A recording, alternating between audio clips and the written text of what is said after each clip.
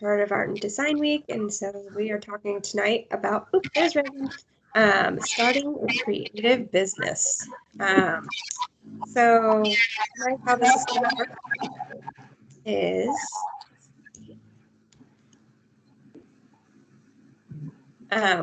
we're going to have 6 panelists here tonight, and if you would keep your mics muted and then put stuff in the chat, I will be monitoring the chat and reading some questions to our panelists. And also tonight we have our fearless leader is Dr. Mary Spaeth, who is the advisor for the Entrepreneurship and Innovation minor at UW-Stout.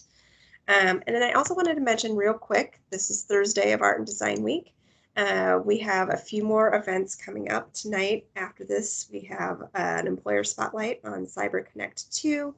They are a Japanese game development company who's looking to hire a lot of graduates. So if you're interested in that, you should check that out. And then tomorrow's portfolio review day. If you signed up for that, you know you signed up for that. You had to sign up in advance.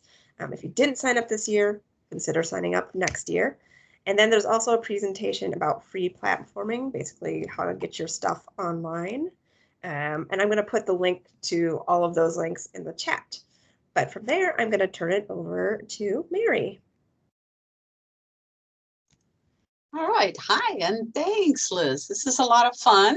It's nice to see what's going on down the hall, and I'm missing SGX that you were mentioning just before we got started. So yes, Carolyn, you should definitely bring people over to enjoy that show.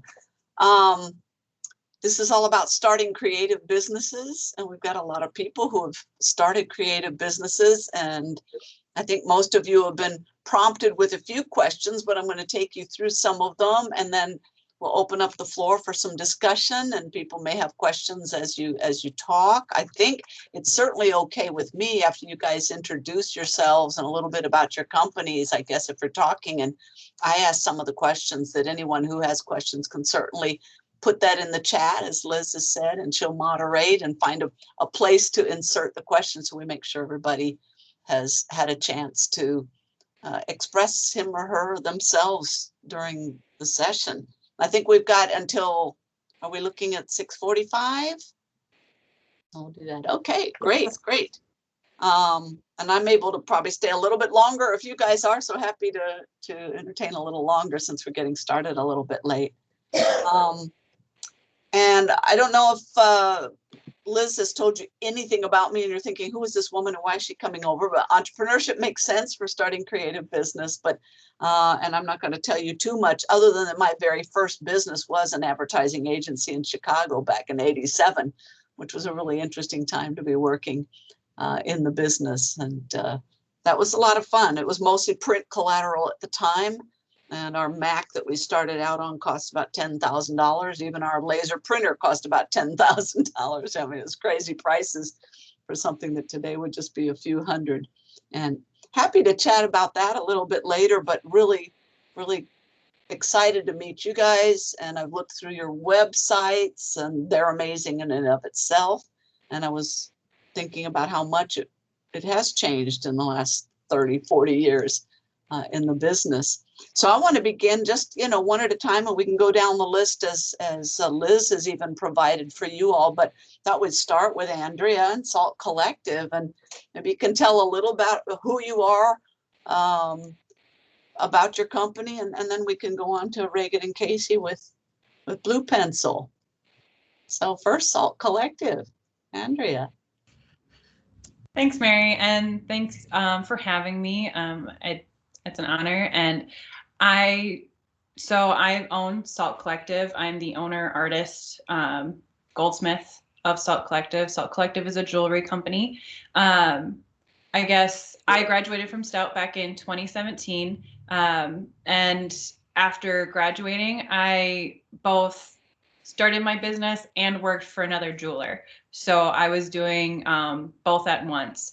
And then I dove in feet first and opened a storefront, which lasted for a time, but I learned a lot, and I no longer have the storefront, but I do still have my online presence.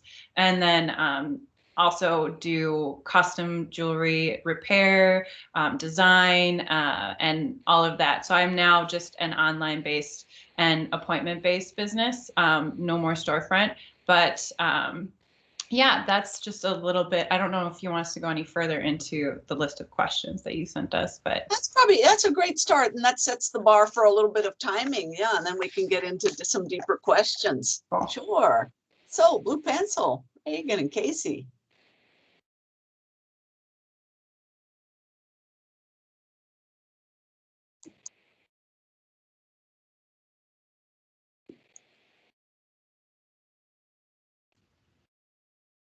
I think you're both muted. Hi. Well, it wasn't pleasant that you're both muted and You talking. were both talking? Oh my gosh. Well, Kasey, I'll let you go first. Okay. All right, I'm Kasey. I graduated Stout in 2010, and then went on to work for a couple different design firms around Minneapolis. The first being BDH and Young. Then I went to Perkins and Will, and then Gensler before Regan and I started Blue Pencil Collective about 4 years ago. And I'm Regan, Kasey's other half. And as we started Blue Pencil about 4 years ago. We are commercial, residential. We really consider ourselves a one-stop shop. We both come from the bigger corporate firms. Perkins and Will, I kind of traveled around the United States and worked at various big and small firms. And our goal is to bring that really structured process into the more boutique project world and residential world. Okay, thank you. Carolyn, there you are. Hi, my name is Carolyn. I'm the old one in the group. I graduated from Stout in 1991 with in graphic design. And for the first few years of my career, I worked at a boutique agency in Minneapolis. Then I worked at an advertising agency in Dallas. Then I worked in-house. Then another small agency before going out on my own. And I've owned my own company now and done freelance work for nearly 20 years and love it. Oh, that's terrific. With your freelance, do you consider your freelance? We'll get back to this, but then we'll jump over to Mike. But just before Mike, did you think of your freelance as starting your business, or did you think of starting your business as, which came first? Because you said 20 years of freelance, and when did you start your business? One and the same. So it is one always and the been a same freelance business. Okay, yeah, I just said because sometimes people perceive that in different ways and how you present it. So that's kind of interesting when people say, how are you hanging up your sign? Okay, and Mike. Hello. Am I working? Can you hear me? All good. Hi, my name is Mike Owens. I am not a Stout grad, but I've been involved in Stout for the past couple of years, connecting the animation community in Twin Cities. I have a company I started with my partner, my wife, Wendy, called WOMO Studio. We're a small independent animation studio based in St. Paul. My career's been in character animation, hand-drawn character animation, but I've never lived in LA. I come from the East Coast. I made it as far as the Midwest. Chicago, by the way, that's where I got my education. So I started working on the Animaniacs, the original one. I've worked on a bunch of cereal commercials. I've worked for a lot of small studios. Had a show of mine that I co-created on, got picked up on Amazon, which we won an Emmy for. So we were able to bring some Emmys back to the Midwest, including a partial crew that was all local people that I hired. But now we are starting this company. My wife also worked on Animaniacs, that's where we met. She was a director there when I started. we're come back together to create WOMO Studio to work on projects that we care about, as well as develop our own content. So we are work based out of our home to keep our overhead low, staying in the Midwest so we can take on riskier projects and not pay the price to live in LA. But yeah, and I'm also this year president of Nice Moves. If you guys don't know about Nice Moves, it's a community of animators, artists, motion graphics, effects people. So pretty community minded when it comes to the industry. Okay, thank you. And I want to maybe come back to that question of riskier projects in the Midwest. That's really an interesting perspective. I like that. And last but not least, yeah, Micah. Okay. All right. Can you hear me? Can you hear me all right? Looks good. So, Micah. Yeah. So my name is Micah Maraia. I graduated from Stout. Actually, I was a non-traditional student. I think I graduated in 2003, but I don't remember. So I have two companies that are in the creative industry. One is my own brand and line of products, and then the other is a full-service creative agency. In 2008, I left a small agency I was working for to launch my line of products and brand, and that kind of led me down a path, an educational path in every little nuance of business and bringing products to market, and so a little bit of everything. And as that evolved, I started getting a lot of inquiries about doing design work for other people, and so that's become the Studio MLM, which is why I'm here, or what we're talking about now, is we're actually located in downtown sunny Menominee, Wisconsin, above the Acoustic Cafe. We're in the old Masonic Temple, and we've kind of become this full-service creative agency. My background was in industrial design, but obviously led into all these other through different experiences. Have had my hands in a little bit of everything, and that's kind of how the firm has evolved. So right now we have we're pretty much doing everything as a design discipline at Stout, other than interior design, unless someone wants us to do something simple like that. But that's not our forte. But we're doing graphic design, branding, packaging, industrial design. We're doing mechanical design, web development, video. So we kind of pitch ourselves as a full service, basically design team for hire. And I've really got quite an amazing crew right now. And we just hired another industrial designer, and we're looking at a design intern, another graphic design intern. So yeah, we do a little bit of everything, and we've kind of, because of that, we're starting kind of getting labeled as we've just signed on with a couple of new contracts where people are calling us their marketing firm, but we're not really.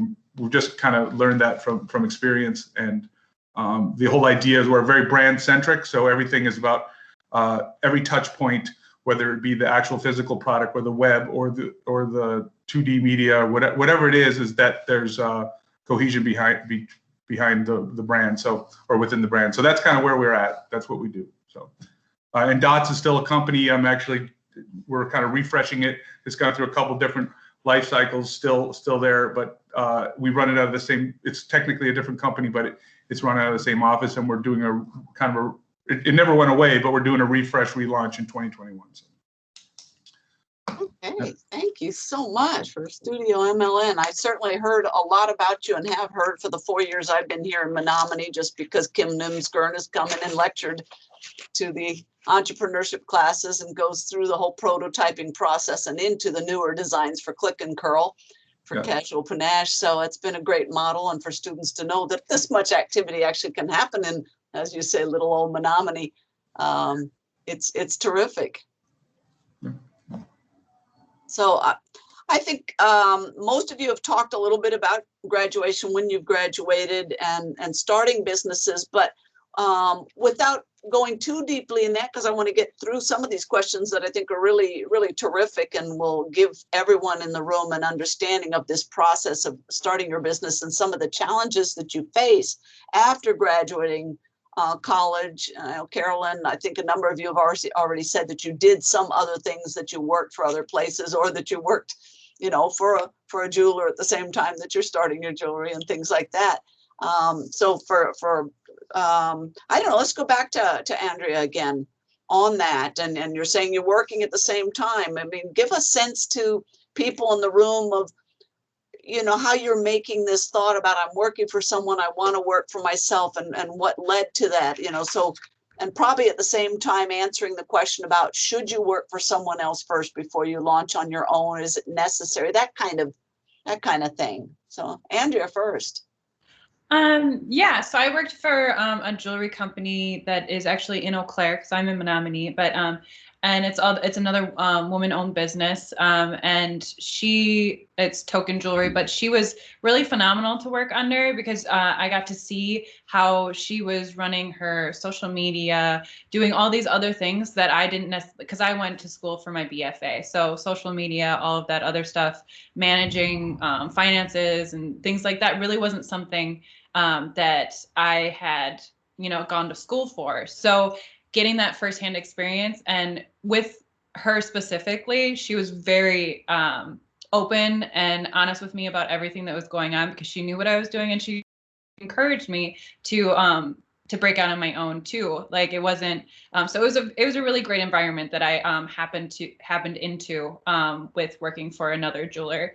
So I'm not saying that every person would be like that, but it was a really great experience, and I definitely learned a lot from her. And I highly recommend, obviously internships are great, but continuing to work, for someone else, especially when building clientele, because clientele just doesn't come out of nowhere. So you have to build that. And I still actually, I also teach at Stout right now, and I've had other odd jobs while working on my business. So in the arts world, when I'm working on more one-of-a-kind limited edition pieces, it takes a while to build clientele. So I would definitely recommend being open to working for others.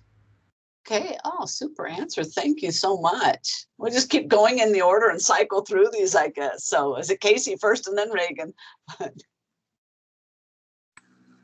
You kind of addressed the same question. So I also worked for several design firms before going out on my own, and they were all slightly different as far as sectors that they specialized in, as well as sizes. And I thought that was a really good way to get to know the industry, and again, building those relationships and getting to know other people in the industry. It is such a tight-knit industry, so once you start getting to know everybody, it makes work a lot more fun, and you create a lot of great camaraderie between firms. And a lot of people see that as competition, but I found a really great support system within that, and that just continued through every firm that I was at, and even into Blue Pencil. So I really enjoyed my time in the corporate world before starting the small business. But once you get into the small business, I wouldn't go back.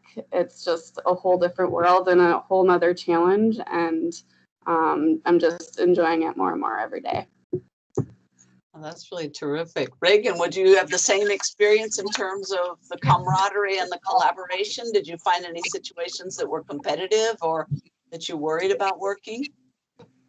Not really. I also moved around quite a bit in my career, and so I don't think I spent enough time in any one place to make long-term relationships in the industry. But I mean, in specific locations, I should say. What I would say is I can't imagine starting a business for architecture and design without being in the industry first, because it's such a broad, in-depth skill set. And every place that I worked and people that I worked with, I learned something, and I'm still learning. And I wouldn't even know where to start if I opened this business without having prior experience and mentorship. Because coming out of school, it's a very different world than when you're in school. And so I would say too, it's great to get experience at bigger firms and smaller firms, because like Kasey said, it's two completely different experiences and you learn totally different things. So yeah, I would say definitely for this field and from my experience, it's great to have had that mentorship prior to opening the business. I thank you. And it is a form of mentorship, either Mm-hmm. directly or indirectly. And Carolyn, I see you nodding. So yeah, take it away. What did you experience in your process? I totally agree with everything you just said, that it is possible to start out freelancing in graphic design, but there's so much to learn when it comes to contracts and estimates, and how do you pitch a client? How do you have lunch with a client? How do you deal with different teams? How do you get executive buy-in? There's a lot to learn that you don't learn in school, and learning that at an agency or a variety of different kinds of agencies, you just look at all of that as like grad school, that you are learning, and all of that will come into play when you own your own business. That's absolutely true. And the contracts too, even if you were to take a contract law class or pick something up, I think until it's finally in your hands and you're drawing it up and trying to decide, I can handle this on my own, or do I have to hire someone to read it? And am I going to get in trouble? And who owns this art? Who owns this jewelry? Who owns this? I mean, that was certainly what we struggled with in the early years. It's just, and if somebody wants to go to a new client, do they take the stuff I've done for them along with them? Is it mine or is it theirs? And those are things you can negotiate. So thank you. Yes. And Mike. Hi. Yeah, I would say we just started our business like 3 years ago. I would say that I 100% agreed, like get in working in an environment, because the school is just the starting point. There's so many things that just can't be taught in school. Like I'm a big project-based learning person. So when you're in the thick of it and you have to learn, you will, if you're baseline intelligent and and skilled, you will figure it out. But to be around your peers and the people that are the leadership, creative business is such a who you know, and not in such like a privileged who you know, but like it's a word of mouth business a lot. Like I've had 20+ years all been word of mouth. So getting into the community of people that are doing it professionally is how you're going to learn. But I will say, think of yourself as a business as soon as possible. If that just means like knowing how to, because if you're going to be freelancing for a while before you start a job, until you get so you know how to tax, so you know how to just quantify your time. And simple. I feel like I thought about it way too late. I was so hungry just to like doodle and draw all day. And so it's sort of, fortunately, my wife is not as loose-minded as me. But I think start thinking as as soon as possible. And like everyone else is saying, it's an endless learning. The creative careers, I mean, almost any career is, life in general is. So get used to that. So the sooner you dive in and start wrapping your head around the basics of business, the better. Doesn't mean you have to start your own business right away. Okay, thank you. That's really, I mean, I think a more important comment than people might normally realize is that it's kind of an attitude that you have as you're at work and what you're absorbing, how sort of mindful of you are of your own learning process when you're working for others. So I think that's really important. And again, yeah, Mike. Well, I would say, kind of echo everybody else's opinion on getting as much experience as you can outside of starting your own business. I had several careers before I went into industrial design. So back at Stout, I mean, up to 25, I guess, that's the age I went back to Stout. And every single one of those careers has played its role. I mean, I'm working on a product right now that is, it's a baking product with, something for baking. And I was a baker for 6 years back in a past life. So that type of stuff, anything you do in your past can help with business. And I think that you can either learn on your dime or learn on someone else's dime. And I have a lot of people to learn on my dime, but the key, yeah, I mean, I think the key is you're going to learn things. At some point, you're going to have to just jump in, and you're going to learn things that you're not going to learn somewhere else. In my case, I tell people I used to have hair and I lost it in the last whatever many years doing my own business. But what it's given me is the ability. I work with a lot of entrepreneurs, but I also work with a lot of big companies. And because I went through the whole process of launching my own company that was product related and stuff like that, I can take those skill sets and now make them marketable to understand stuff. So they kind of play back and forth. But definitely, if you can learn on someone else's dime, and I know a lot of designers right out of school, especially in the industrial design program, have that entrepreneurial spirit and want to go out and launch their own thing. But it's better to learn on someone else's dime. So. Especially some of those hard mistakes and witness a few of them from a distance. Yeah, I've made every mistake firsthand. It's multiple Yeah, it'd be times. fun. We could do a whole session just on only the mistakes, but that's a good segue into the next question, which is again a sort of dual question that we're looking at the biggest challenge versus maybe the biggest reward. And I know almost all of you I have, and probably all of you from what I've seen have won some awards.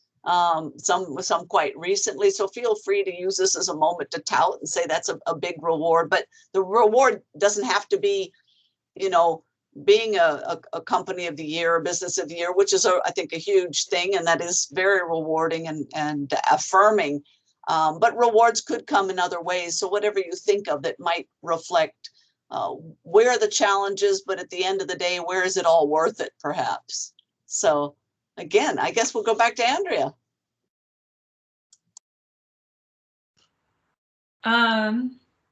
Okay, so where is it all? What is it worth it?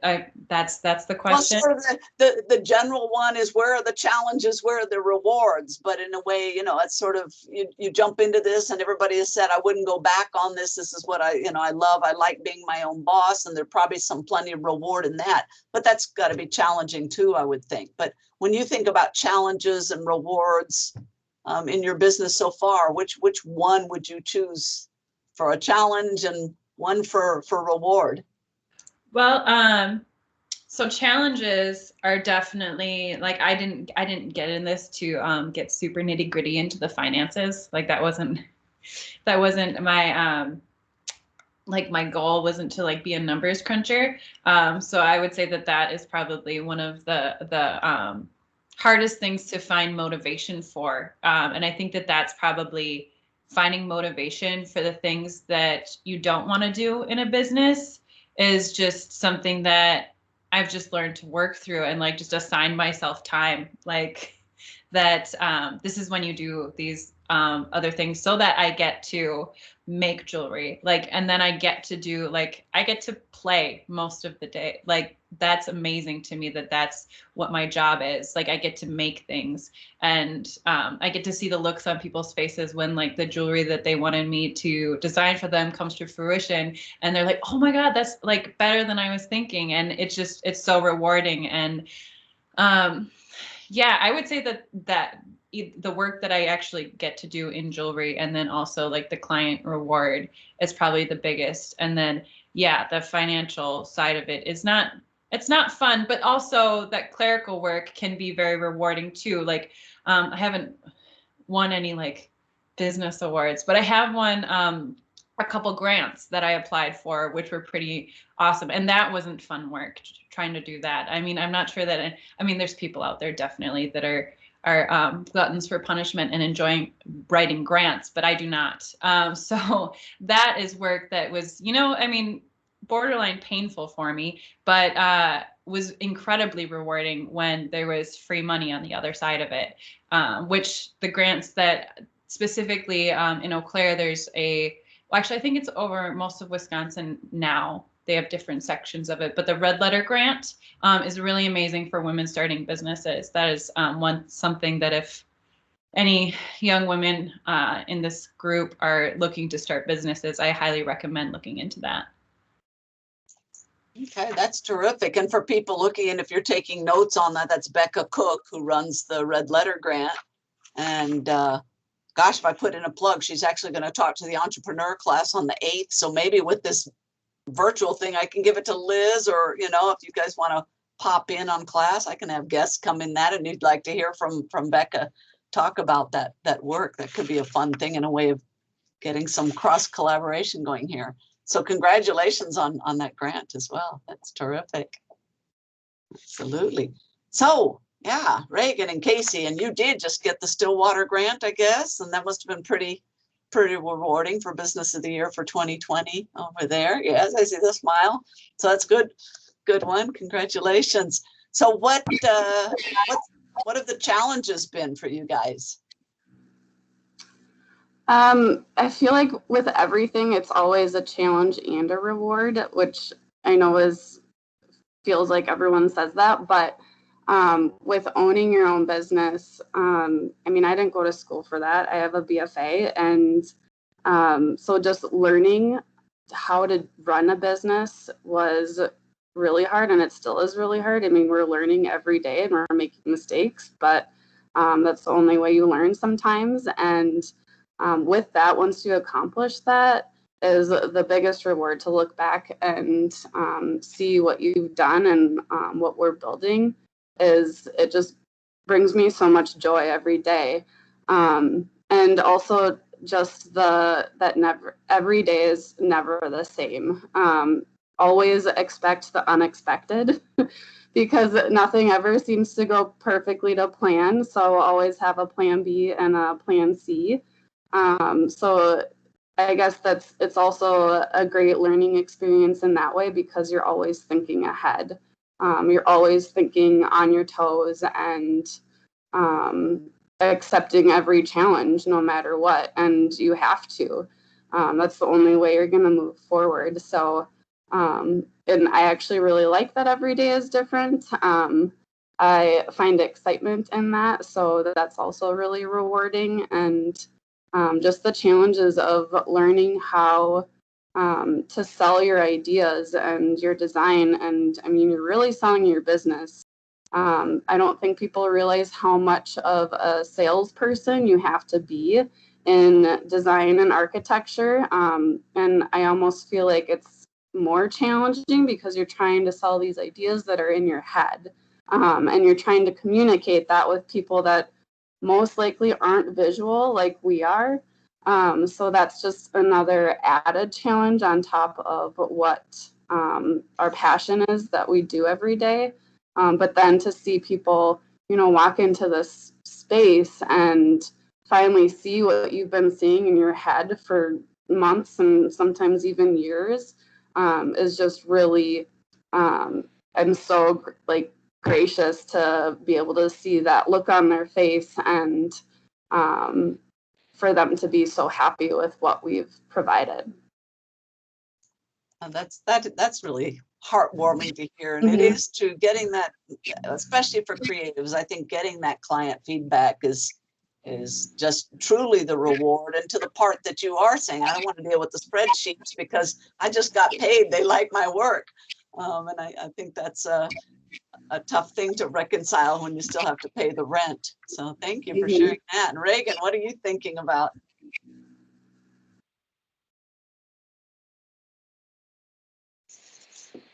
Not hearing you on the mic again. That's okay. Yeah.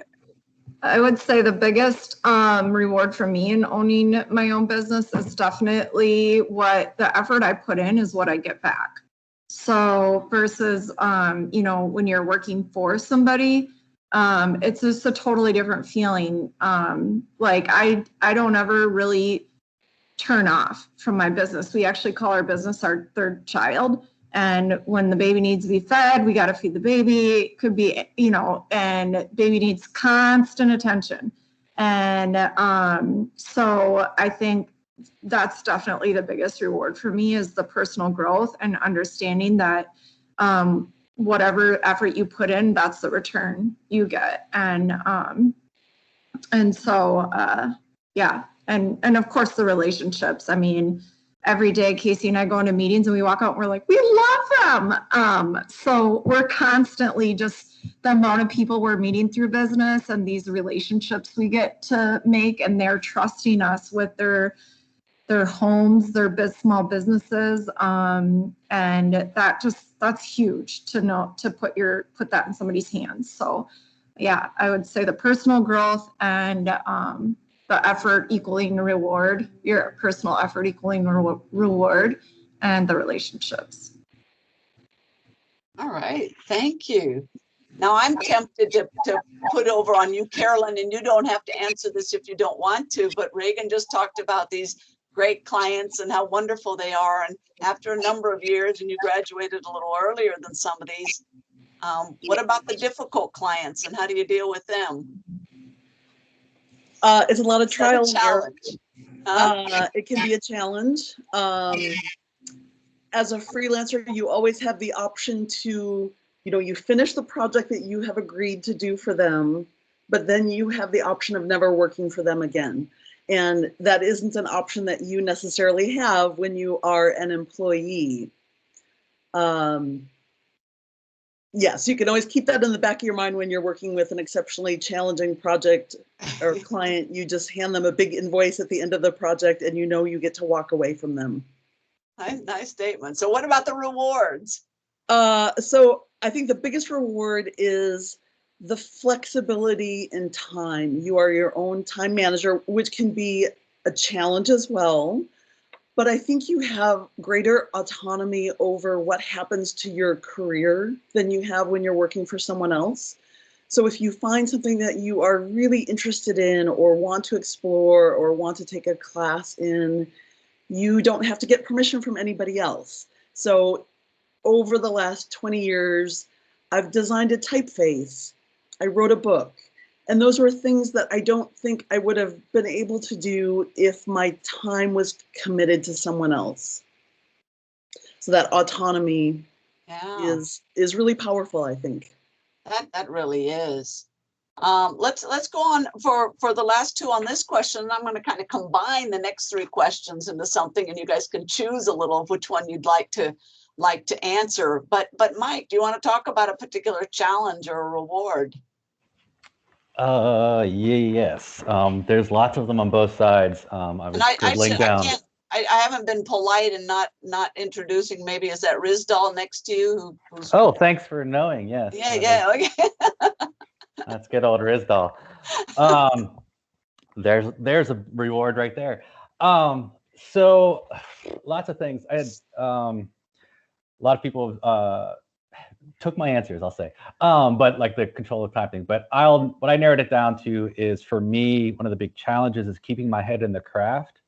Because I started I said 3 years ago, we started the business, and I spent, the first 15 years perfecting my craft. And in order for, to do that, I sort of need to stay in it. I need to stay focused. I need to do as much work as possible.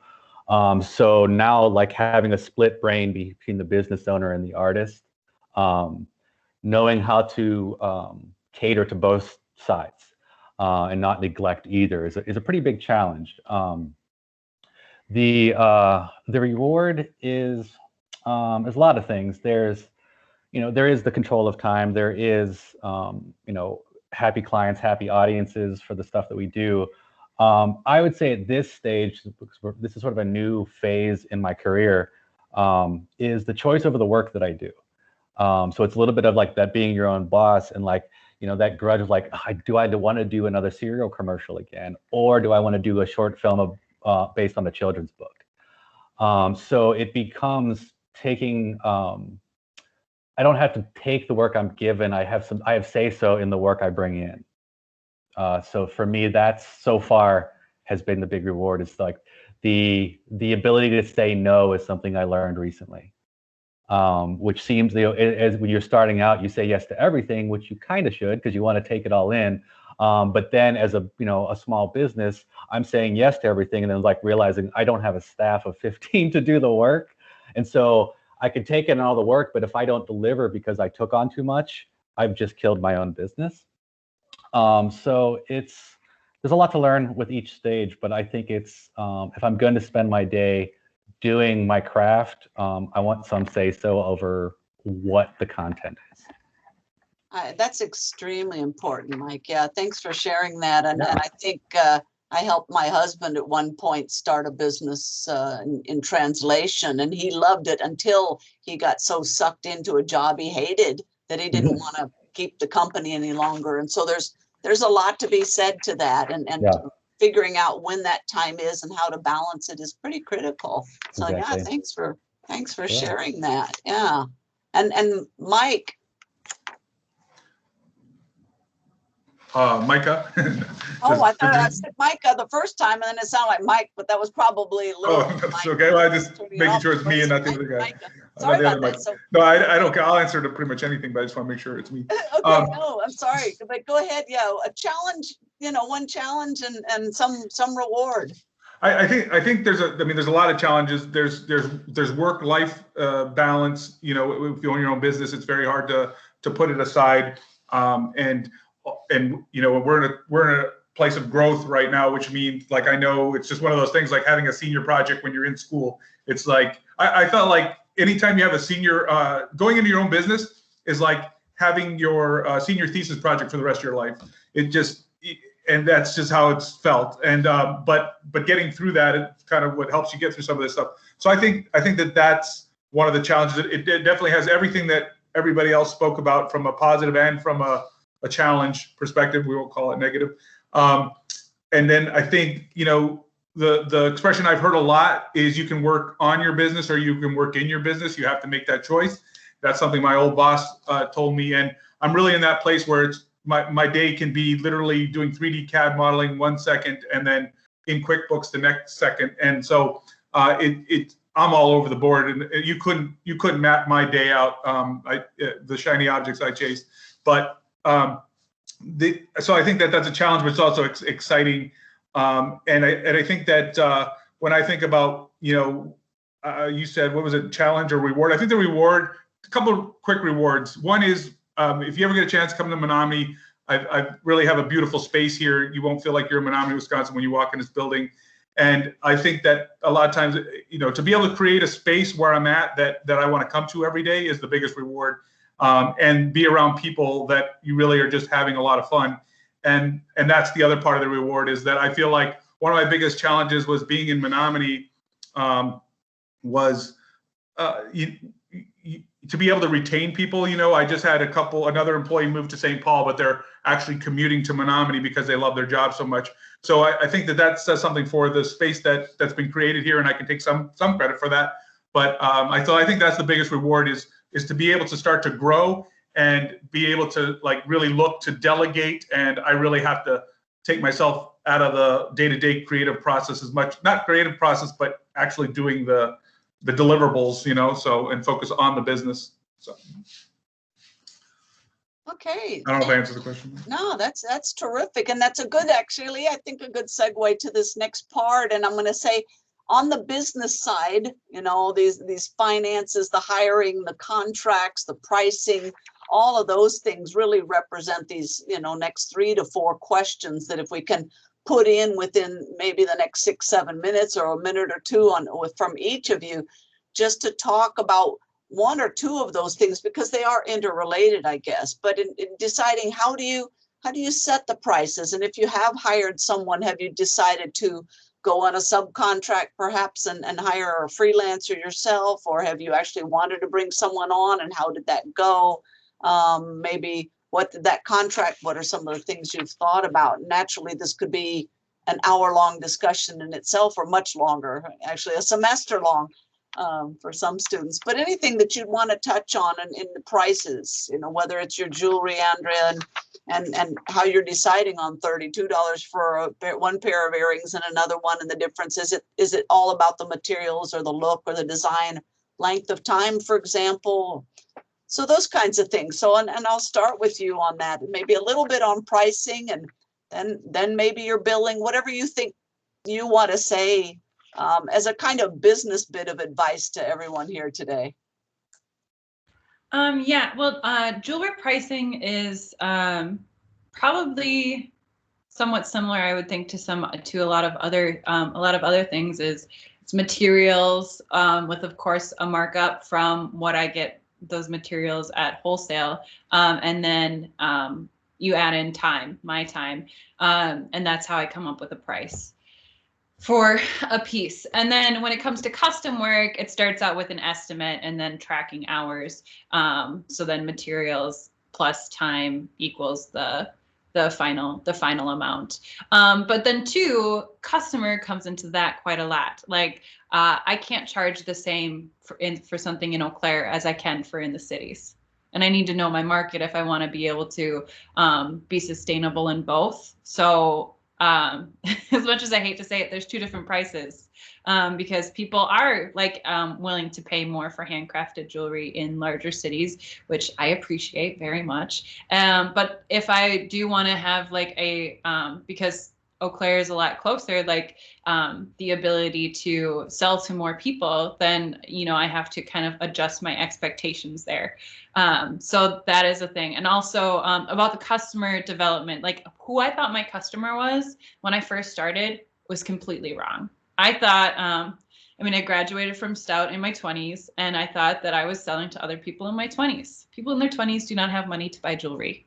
And I found that out. And then I also found out what like pieces people are willing to purchase more regularly. Like women buy earrings like they're going out of style.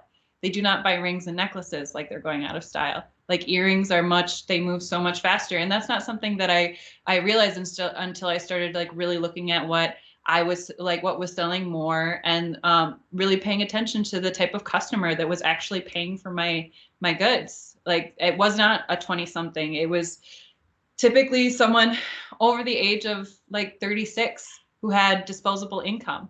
And that also adjusted some of my designs because I am designing for a client and an age range that was not what I was originally expecting. So yeah, I think that also covered like my personal aesthetic and stuff. Yeah. So yeah, all of that really plays. It does. It's all very interconnected. And it just takes a lot of observation, I think, is the big thing with all of those, is really paying attention to where successes and failures are as far as your pricing, your customer, and your aesthetic, I guess. Okay, no, I think that's really true. What we call in the formal academic world, and it kind of spills out into startup talk, is knowing when to pivot and customer demand and customer discovery and all of those things, and being prepared to take the feedback if you get feedback, or translating what you're getting just in terms of what they want and wanting to design and incorporate that hopefully into other pieces. So thank you on that. Kasey and Regan, I don't know if you want to address this together or one each. And all of you have, I think especially with your firm and with interior and architecture, and you do have some diverse services. So talking about pricing is pretty tricky, but maybe a tip, something that might be on the minds of someone who's never gone into this before and trying to imagine what do they do and what does it look like on one day when they come in, you get a new client and you're setting up pricing or estimates or retainments and things like that.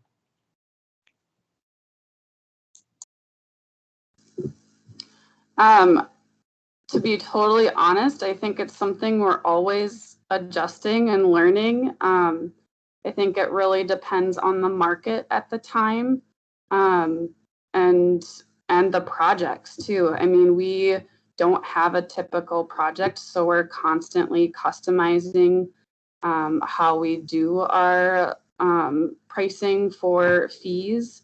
But we do have, standard hourly rates that we take into account when we're doing these project fees, whether they're hourly or fixed fee. But again, that really depends on the scope of work and if the scope is even defined at the moment. A lot of clients come to us and they don't even know what they want to do. So it's really impossible to have a fixed fee without a scope of work. So that tends to be hourly. So it's really about how we want to approach the project and what the scope of work is.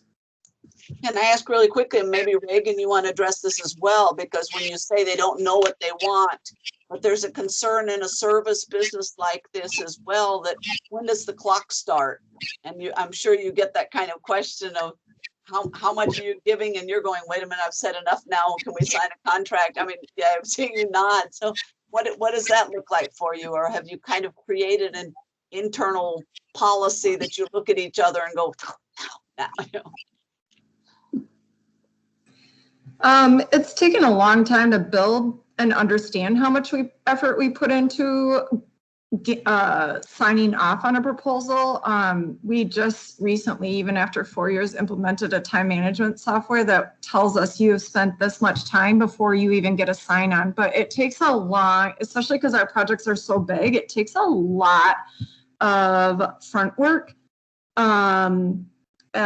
before we actually get a contract signed. So you have to somehow either roll that in the contract or include it in your general overhead for your business expenses. But I mean, it's astonishing now that we're really watching how many hours we put into winning a contract. It's really unbelievable. So the pricing thing is a challenge every time, and we are constantly talking to other firms, to contractors, and saying, how are other firms billing right now? And is it a percentage of construction? Is it a percentage? Is it hourly? When you're doing huge projects, hourly just seems so crazy. And then people right away say, well, what's the cap? So you're then giving a lump sum anyways. So yeah, we've gone through a lot of pricing models and done a lot of market research and talked to a lot of different industry connections to find out what is happening out there. But I would say that's one of the most difficult parts of this, is getting paid for the time that you work when we bill for every hour. So it's very tricky. All right, thank you. Yeah, but important, tricky, and all of you are sending the same message. Talk to people, learn, explore, do the market research. Carolyn, I'm thinking also as Regan talks, and if you talk about when you're getting to a point where you do sign a contract, at what point do you leave room in the contract and say, in the same way you might in graphic design, saying you're going to pay for every extra alteration above such and such, or you're going, anything you come back and you change your mind. Maybe you could sort of answer that in the context of contracts, because that's something that Liz was always also hoping, I think, to hear in the questions that she's put in on this, is how do you know where to stop a certain set of payments? You set a fee, or you set hourlies, whatever it is, but there's this in the creative world kind of a, but what about this? Or can you change a color? Or can you change paper? Or it's that change element that's pretty tricky, I think, and very costly. So not only the upfront that Regan's talking about and all the stuff just getting to the contract. What do you have to say about some of this that you're thinking about? So as much as contracts can be a pain in the butt, you can also look at them as a way to protect yourself. So those contracts should outline, here's the scope of what I'm creating for a client, and here's what it includes. And if a project grows or changes, then that allows you to go back to the client and say, okay, we need to revisit the overall cost of this project because you've added 20 pages, or you've added 100 pages, or you've added copywriting or photography or illustration or any of these other services. Or in the example that you provided, you're changing paper, and that's going to add a couple $1,000s. But that contract is a way to protect yourself and then open the door for supplementary conversations.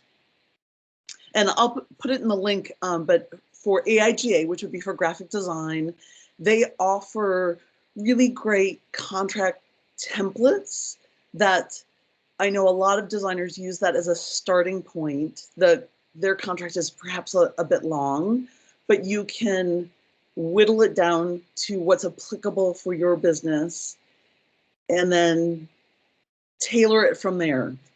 Okay, thank you. So Yeah. AIGA, and then there are contracts in other trade associations and groups, and AIA, I guess, and organizations that would provide some of that support. The SBA, Small Business Administration, provides a lot of those that are more generalized across businesses that are good.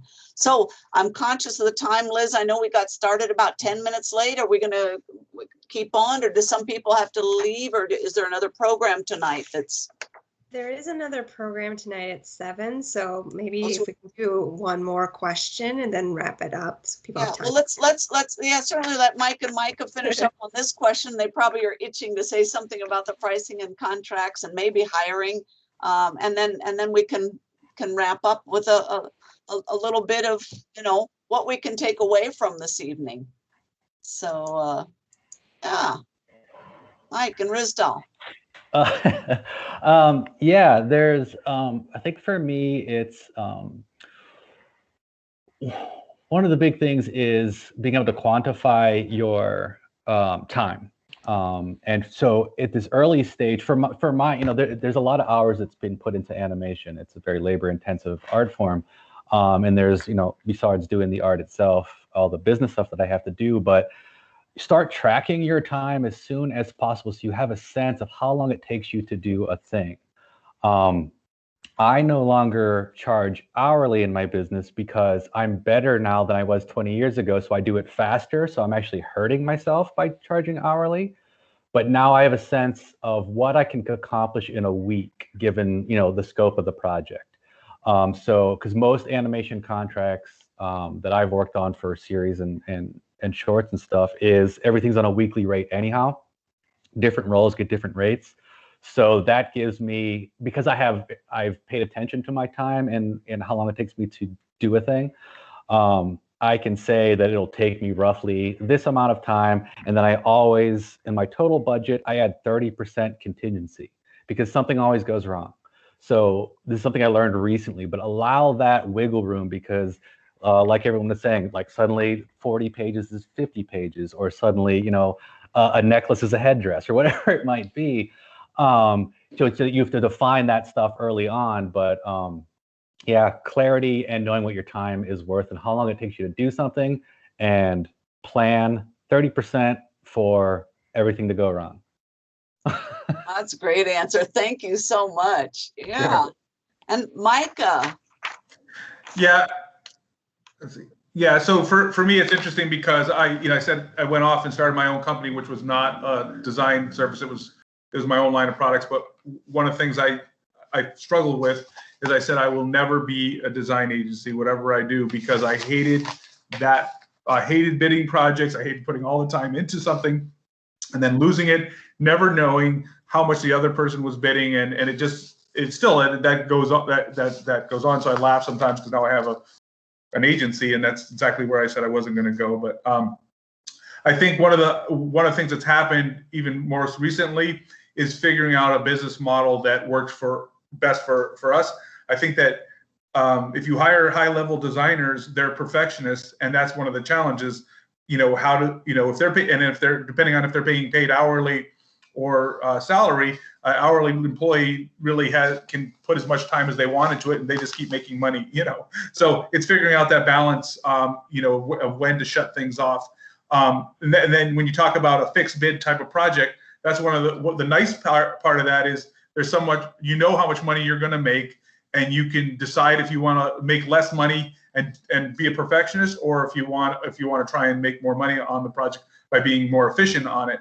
The business model that we're about to sign 3 new contracts with are more that was how we've evolved, because 2020 was kind of a year that we've had the ability to figure some of this out and go in the direction that we want to go, which is more of a retainer or drawdown type retainer where there's a set amount per month. And I like that better because even if you're making you accept us a little bit less per hour, you're going to get paid for every hour that you put the designers on it, or give or take. I mean, I don't build clients for inefficiencies, but I think that's part of it. It's kind of reassuring to hear that everybody goes through that hell of trying to figure out what to pay or what to charge, and also over time one of the ladies brought that up was working with clients or firing clients, and sometimes your best clients leverage you the most because they know they can. And we had one client that was one of our biggest clients, and now we're doing very little work with them, not because of our choices, just because of their choices. But final revision number 21, and they don't think they should pay on it, even though it's 21 hours above the given price. So because they keep making changes, so it's always a battle, and you have to gauge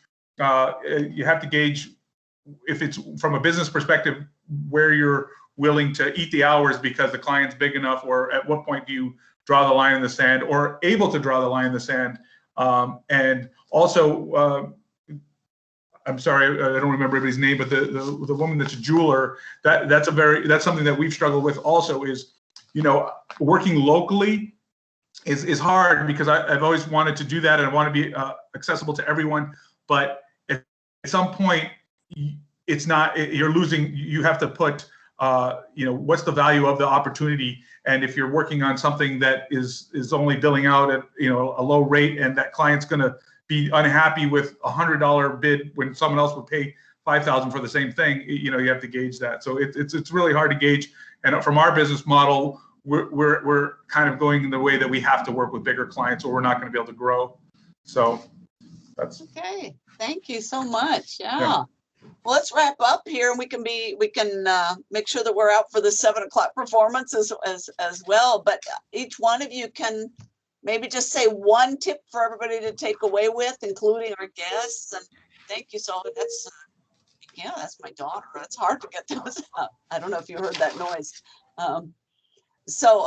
Just one tip and a takeaway that you can offer, and we'll just run down the same line on this. And then I may turn it back over to Liz and tell you now what a pleasure this has been to work with all of you tonight, and to meet you, and to see all these websites that are just fabulous. So anybody who's attending hasn't looked at all your sites and products and services, they're beautiful. So yeah, Andrea, what's a takeaway from you for everybody? Well, I think actually two short things is, I think my biggest thing is learning to just schedule myself time to work. Because when I first started working, I just worked all over the place. And I didn't have set myself work hours because I was my own boss, and that made things very difficult. So having set work hours, even though I was my own boss, is very important for me.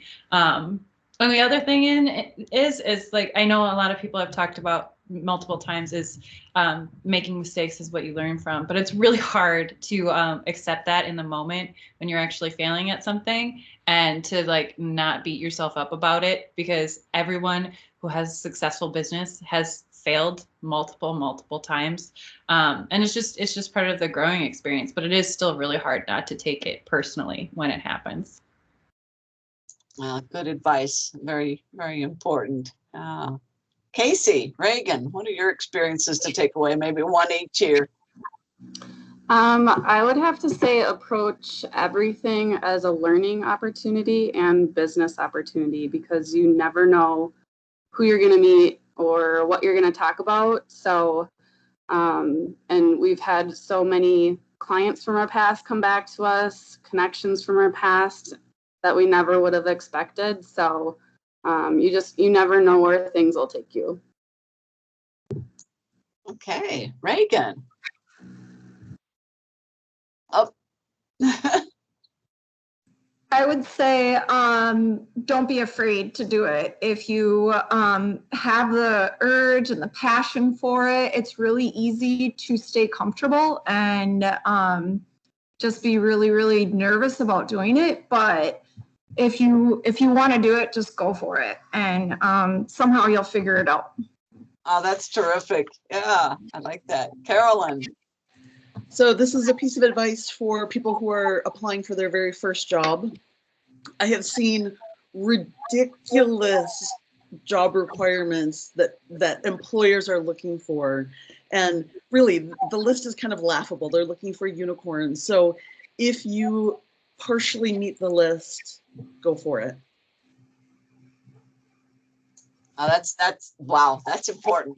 I think all of us, and you see people at all ages, so that's not just for people coming out of undergraduate, but any age looking at those lists. And yeah, some recruiting, they're absurd, and that it can't happen.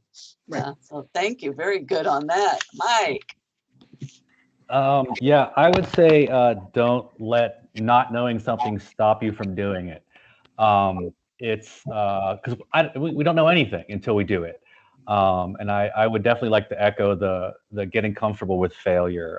Failure and persistence has been my new motto over the past couple years. I've never learned more by failing. So because I don't know how to run a business, I don't know how to do a budget. You can learn. I mean, and if you find out that's not for me, I don't want to own my business. Better to know that because you tried than because you were afraid.